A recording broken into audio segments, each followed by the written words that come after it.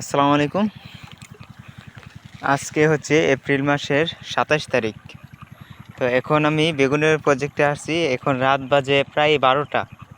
ঠিক আছে, আমি রাত্রে ৯টার দিকে মেশিন স্টার্ট দিয়েছিলাম। হ্যাঁ, আমার বেগুনের কাছে এই যে পানি দিতেছি, এই যে দেখেন পানি। আর যেই গরম কি বলবো। আর এই গরমের কারণে সব ফুলগুলো নষ্ট হয়ে যাইতেছে, আর গাছ ওইরকমভাবে হইতেছে না। এই যে এখানে একটা বেগুন জানি না কীভাবে সেটিং হয়েছে, মনে অনেক যুদ্ধ করে এটা সেটিং হয়েছে। আর এই যে পানি,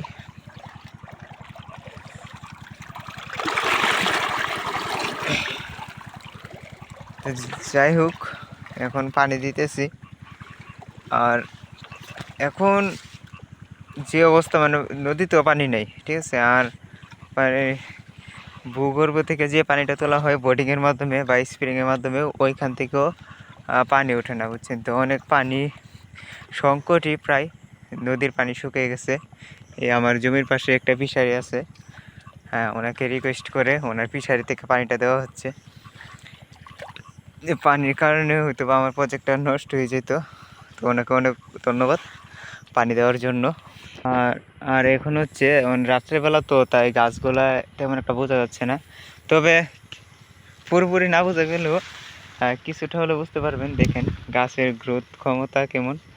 আর খরার কারণে এই যে দেখেন সব ফুল নষ্ট হয়ে যাচ্ছে। এই যে ফুলগুলা নষ্ট হয়ে যাচ্ছে, ফুলগুলা মানে গাছ টিকে থাকায় দায়ী হয়ে দাঁড়াইছে। আর ফুল কি, আর এই গাছ দেখেন আমার বুক সমান, প্রায় গলা সমান। এই গাছটা তো আমার গলা সমান, এই যে আমার হাত, ঠিক আছে, আমার প্রায় মাথা সমান। আর এই যে পানি আসতেছে এদিকে, এই যে দেখছেন গাছের গ্রোথ নিচে দিয়ে। এই যে গাছ, এই দেখেন বেগুন না, একদম খালি গাছ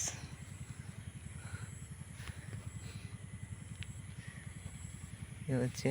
আর এখান দিয়ে একদম পরিষ্কার করে রাখা হয়েছে।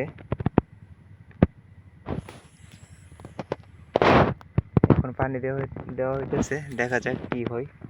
আর পানি দেওয়ার পর এই ড্যামগুলা কেটে দেওয়া হবে, এই নিচের ড্যামগুলা। এই ড্যামগুলা কেটে না দিলে ফলন আসবে না। ভেঙে দিতে হবে, নাহলে কেটে দিতে হবে। আর এখনো অনেক টাইম বাকি, কি বলবো, কয়টা যে বাজে, মনে হয় রাত 1:30 বাজবে পানি সম্পূর্ণ দিতে দিতে। কারণ এখনো এই সারিতে এখনো পানি আসে নাই, কখন আসবে অনেক টাইম লাগবে। এই যে অর্ধেকটাতে পানি আসছে।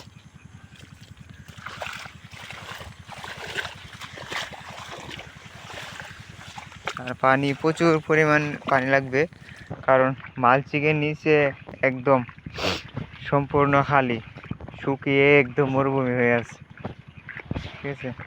আর পানিটা রাত্রেবেলা দেওয়ার কারণ একটাই, দিনের বেলা যদি পানিটা দিই তাহলে গাছের গোড়া গরম হয়ে যাবে এবং মাটি গরম হয়ে গাছের ক্ষতি হতে পারে।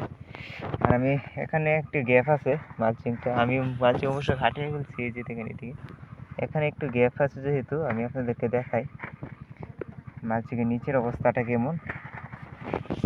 এই যে দেখেন মানে শুকায় একদম মরুভূমি আছে। এই যে গোবর দিছিলাম, গোবর থেকে কীভাবে এই শক্তিটা সংগ্রহ করবে, এটা তো শুকিয়ে একদম মরুভূমি হয়ে আছে। তো পানি দিয়ে রাখা দিব জমি, পানি দিয়ে রাখা দিলে আশা করি তোষ হয়ে যাবে।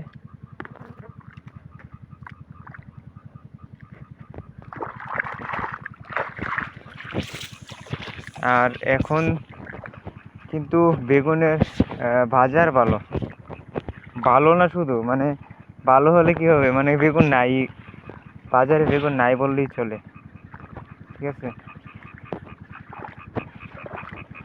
তো যে কারণে বেগুন গাছের যত্ন করা হইতেছে। তা এমনি তো যত্ন করা হয়, কয়েকদিন আগে যে বাজার পাইছি একদম ঝাঁতা, মানে কোনো রকম ওষুধের দামও হয় নাই, ঠিক আছে।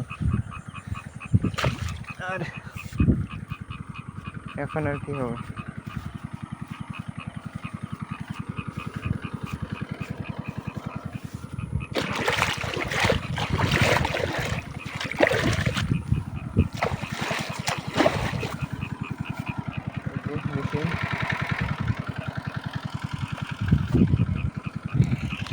তো ভিডিও আজকে এই পর্যন্তই। আজকে তো 27 এপ্রিল না, আর 5-7 দিন পরে একটা ভিডিও দেওয়ার চেষ্টা করব, আর গাছের কতটুকু পরিবর্তন আসে দেখানোর চেষ্টা করব পানি দেওয়ার পরে। আশা করি চোখে পড়ার মতো একটা পরিবর্তন আনতে পারবো। আর এখন সব ট্রিটমেন্ট করা হচ্ছে এবং গাছের উপরে নিচে মানে যা যা দরকার হরমোন সব কিছু দেওয়া হচ্ছে, ওষুধ টষুধ। তো দোয়া করবেন সবাই। আর এখন এই দিকের গাছগুলা কিন্তু আমার কোমরে পড়ে, ঠিক আছে? ইনশাল্লাহ আর 15 দিন পরে এগুলাতে হাঁটলে মানুষ দেখা যাবে না, ঠিক আছে? গাছের এই জমিতে মানুষ আছে কি নাই সেটাই বোঝা যাবে না। আর এই 1 সপ্তাহের ভিতরে বৃষ্টি আসার তেমন একটা সম্ভাবনা নাই। এখন বাড়ি যেতেছি, আবার 2 ঘন্টা পরে আসবো, আইসা দেখবো কি অবস্থা। তো সবাই আমার জন্য দোয়া করবেন খাস নিয়তে, ঠিক আছে? আমি যেন আমার প্রজেক্টগুলোতে সফল হতে পারি। আসলে আমার প্রজেক্টগুলো করা একভাবে শখই বলতে পারেন,